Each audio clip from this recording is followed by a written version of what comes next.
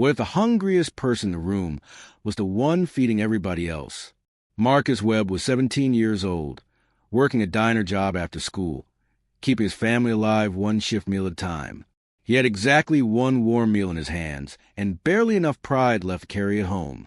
And on this one ordinary Tuesday evening in Detroit, Michigan, he made a choice that seemed small, a choice that seemed foolish, even a choice that would bring 50 United States Marines to his front door by sunrise. But we will get to that. First, comment below and tell me where in the world you're watching from right now. And if you have not subscribed yet, do it now, because where this story goes will leave you breathless. Marcus lived in a 2-bedroom apartment on Claremont Street in Detroit with his mother Diane and his little brother Kofi. The walls were thin. The radiator only worked when it felt like it, and the refrigerator hummed a sad, empty sound most nights. Diane Webb worked double shifts as a home health aide, caring for elderly strangers while her own children heated canned soup for dinner. She came home smelling like antiseptic and exhaustion, her scrubs wrinkled, her eyes already closing before she reached the couch. Kofi was 9 years old and built like a small storm. Funny, loud, full of life. But his heart had a problem the doctors called a congenital defect, which meant his body worked twice as hard just to do what other kids did without thinking.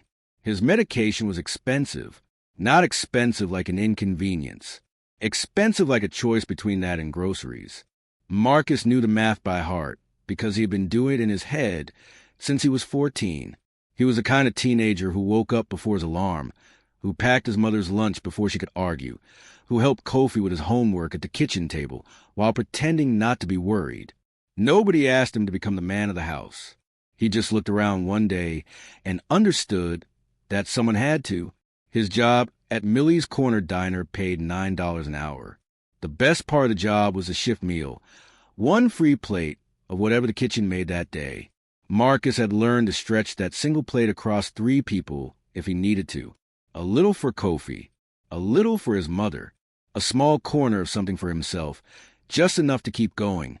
On this particular Tuesday, the kitchen made smothered chicken with mashed potatoes and green beans. The smell alone made Marcus's stomach cry out. He had eaten nothing since a dry biscuit at breakfast. His legs ached from 6 hours on his feet. The bus ride home would take 40 minutes, and he needed every second of it to think about the overdue electric bill sitting on the kitchen counter like a bad omen. He stepped out the back door of the diner into the cool October air, foam container warm in both hands. And that is when he saw her. She sat on the steps of the Detroit Public Library across the street.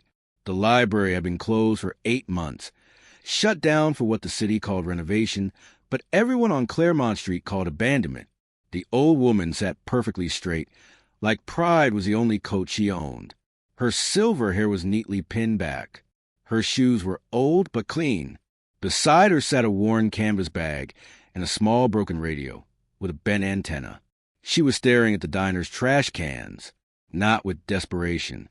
Worse than that, with the quiet, careful look of someone who has already decided they will not beg.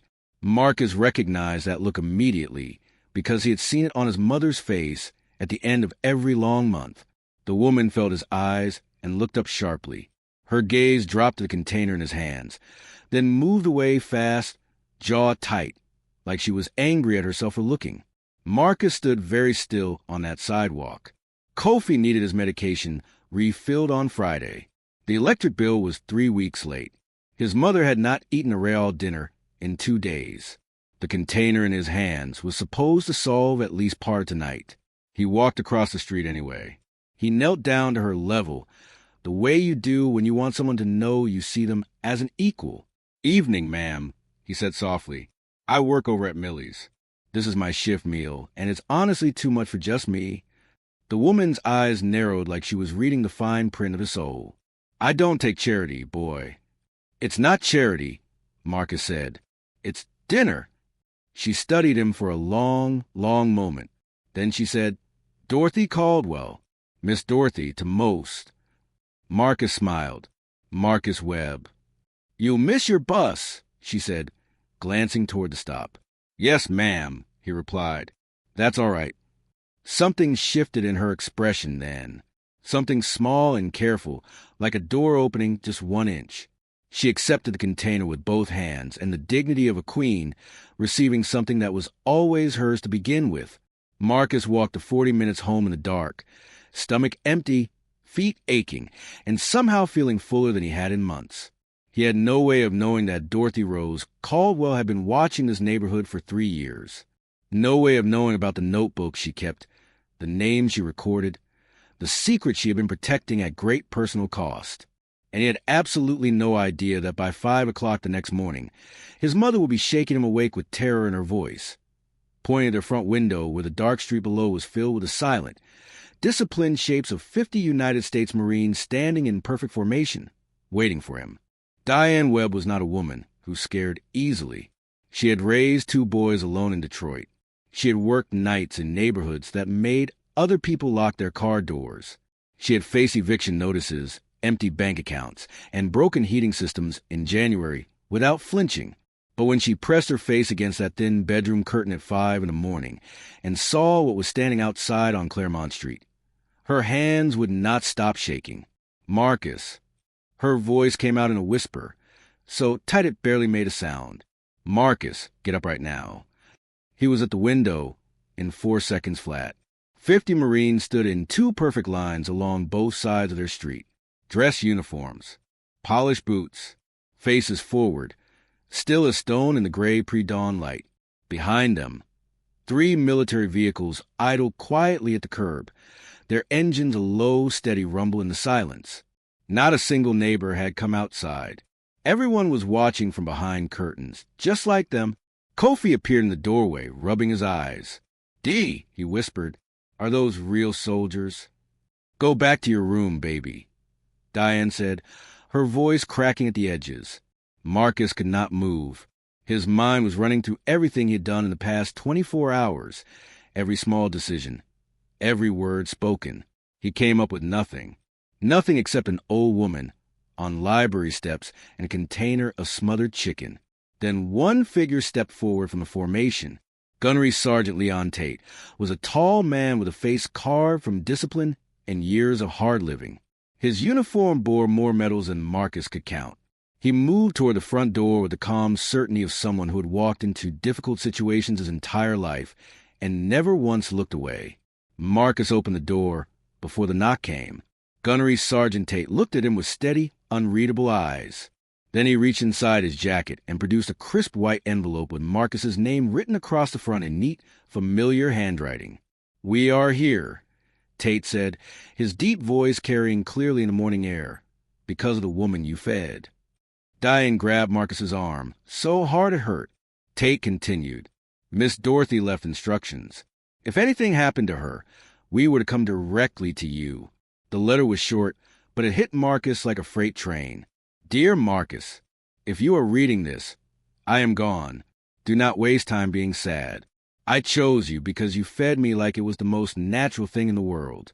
No cameras, no speech, no performance. Just food given freely, even when it cost you.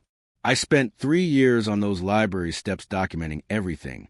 Every corrupt meeting, every forged signature, every dirty deal made to steal this neighborhood from the people who built it. I needed someone worthy to carry what I found. Someone who gives without needing to own the story. That person is you. Take care of what I left behind. It matters more than you know. Miss Dorothy, P.S. Your diner needs better gravy." Marcus read it twice. Then he folded it carefully and held it against his chest like something sacred.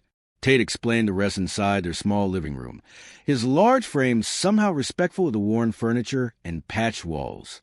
Dorothy Rose Caldwell had spent 20 years as a military intelligence analyst before retiring. After retirement, she had watched developers quietly strangle Detroit neighborhoods one property at a time. She had chosen the library steps deliberately, invisible to powerful people who never looked twice at elderly black women.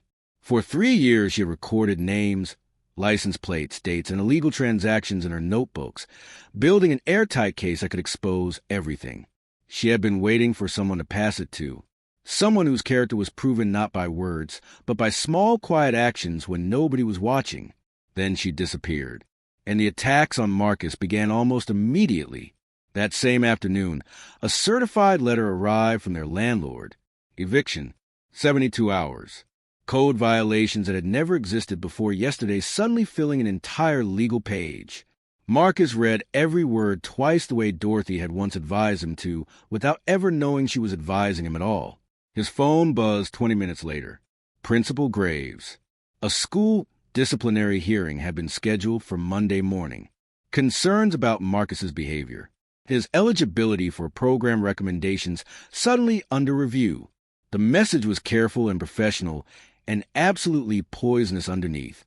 Then came the man in the expensive suit. Victor Sloan arrived at their door the next morning carrying a leather portfolio and a smile that had clearly been practiced in mirrors. He sat in their living room like he owned it and laid out an offer so generous it made Diane's breath catch. Full rent paid. Kofi's medical bills covered for 1 year. The eviction dropped completely. All Marcus had to do was sign a simple statement saying that Dorothy Caldwell had been confused. Elderly. Unreliable. That Marcus had perhaps misunderstood her condition during their brief interactions. Diane looked at the number on the paper, and then looked at her son with desperate, exhausted eyes. Marcus looked at his mother's face. He saw every year of struggle living there. He saw Kofi's medication, and the electric bill, and 3 winters of not enough heat. He felt the pull of that pen like a physical weight in his hand. Then he heard Dorothy's voice in his head. Clear as a bell. Cash is control. Food is kindness. There is a difference.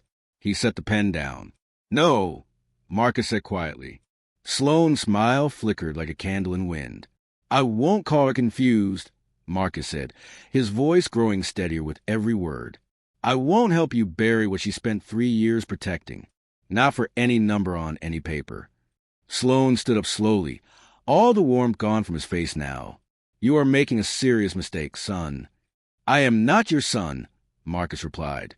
After Sloane left, Diane sat in her armchair for a long time without speaking. Then she looked at Marcus with something new in her eyes. Not just fear anymore. Something older and stronger than fear. Your father used to make choices like that, she said softly. Marcus sat beside her and took her hand. Then I learned from the right people. But Dorothy was still missing. And until they found her, everything Marcus had refused to sign meant nothing at all. They found Dorothy Rose Caldwell on a Wednesday morning in a hospice facility on the east side of Detroit. She was in room 211, small against white pillows, tubes running from her arms to quietly beeping machines. But the moment Marcus stepped through that door, her eyes opened and found him with the same sharp, measuring look she had used on those library steps. Like she had been waiting, like she had known he would come. Took you long enough, she said. Marcus laughed, and it came out halfway like a sob. He crossed the room and took her hand carefully, afraid of how fragile she felt. But her grip when she closed her fingers around his was surprisingly fierce, like she was reminding him who she was. You held firm? She asked. Yes, ma'am. Wouldn't sign anything. Good boy. Her eyes moved to Gunnery Sergeant Tate, standing in the doorway. You brought the documents? Everything is secure, Miss Dorothy, Tate said quietly. She nodded once, satisfied. Then she turned back to Marcus, and her voice dropped lower, just for him. They came after you fast, didn't they? The eviction, the school, the man with the nice suit, and the pretty numbers. Yes, ma'am. That means the evidence is real and they know it. Her thin fingers tightened around his. Scared people move fast. Guilty people move faster. Remember that. Attorney Sandra Mills arrived within the hour, a sharp-focused woman who read Dorothy's notebooks with the careful hunger of someone who had been looking for exactly this kind of evidence for years. Page after page of dates, names, license plates, forged inspection signatures, and recorded conversations Dorothy had documented from her library steps while powerful men walked past her without a second glance. This is extraordinary, Mills said, looking up from the notebook with wide eyes. Victor Sloane's name is in here 47 times. Dorothy smiled thinly. I am thorough. The evidence went into formal protective custody that afternoon. State investigators were contacted. Within 48 hours, the story began cracking open like old wood under pressure. Sloan's property deals around the Detroit Library District unraveled page by page. Forged city inspection reports. Fabricated code violations used to push longtime residents out of their homes. Bribes paid to school administrators, including a familiar name, Principal Graves, who resigned quietly on a Thursday morning before anyone could ask him difficult questions in public. The eviction against the Webb family was thrown out permanently. Marcus got a phone call from the apprenticeship coordinator on a gray Friday morning while he was sitting at the kitchen table helping Kofi with his homework. The man on the phone said they had heard about what Marcus had done, not the Marines or the investigation, or any of the dramatic pieces. They had heard that a teenager chose to tell the truth when lying would have saved him significant pain. That was the kind of character, the man said, that could not be taught in any classroom or training program. Marcus started Monday at 7 in the morning. Diane Webb cried in the kitchen after the call ended, quiet tears she thought no one could hear. Marcus heard every single one of them. He did not say anything. He just walked in and put his arms around her from behind while she stood at the sink. And they stayed like that for a long time while Kofi watched from the doorway with his hand pressed over his small, brave heart. Dorothy Rose Caldwell passed away on a peaceful Sunday evening 3 weeks later, with Gunnery Sergeant Tate and 2 fellow veterans sitting quietly at her bedside. She went the way she had lived, on her own terms, without asking anyone for anything except honesty. Her final written instruction was simple and clear. Reopen the library. Make it a place where nobody has to be hungry to walk through the door. 6 months later, on a bright April morning in Detroit, Michigan, the ribbon-cutting ceremony for the Dorothy Caldwell Community Resource Center drew more people than the block had seen in 20 years. The building gleamed with fresh paint. Inside, one wing held job-trained computers and tutoring tables. The main room balanced bookshelves with a fully stocked food pantry. A quiet corner room offered a safe space for kids who needed somewhere to breathe. And at the very center of it all stood a meal table, wide enough for a whole neighborhood, covered with hot food that anyone could walk up and take without explaining themselves or performing gratitude or answering a single question. Marcus stood at the entrance in his apprenticeship work jacket, watching people file through the doors. Kofi ran between the bookshelves in his good sneakers, laughing at something a volunteer had said. Diane stood near the food table in a clean blouse, spooning rice onto plates with the kind of smile that lives in the chest, not just the face. Then Marcus noticed him. A teenager near the bottom of the steps, maybe 15 years old, thin in the way that has nothing to do with preference, hanging back, watching the food table from a careful distance. Pride and hunger fighting each other across his young face in a way that Marcus recognized down to his bones. Marcus filled a plate quietly, walked down the steps, stopped beside the boy without making a production of it. "You don't have to thank me," Marcus said softly, holding the plate out. "You don't have to say anything at all. Just eat." The boy looked at him for a moment with suspicious, exhausted eyes. Then he took the plate. Marcus stepped back and let him eat in peace, the same way an old woman on a library step had once taught him that real kindness does not need a stage or an audience or a single word of recognition. It just needs to happen quietly and completely in the spaces where nobody else is looking. Some lessons, once learned, never leave you. They just keep moving forward, from one pair of hands to the next, feeding the world one quiet act at a time. If this story moved you the way it moved me writing it, please hit that like button right now. Stories like Dorothy and Marcus deserve to be heard by as many people as possible, and your like helps this reach someone who might need it today. And if you're not subscribed yet, what are you waiting for? There are more stories just like this one coming. Stories about ordinary people doing extraordinary things when it costs them something real. Drop a comment below and tell me where in the world you are watching from. I read every single one, and I have already hand-picked 2 stories sitting right on your screen that I think you will love just as much as this one. Thank you for watching. Now go do something kind today. You never know who is taking notes.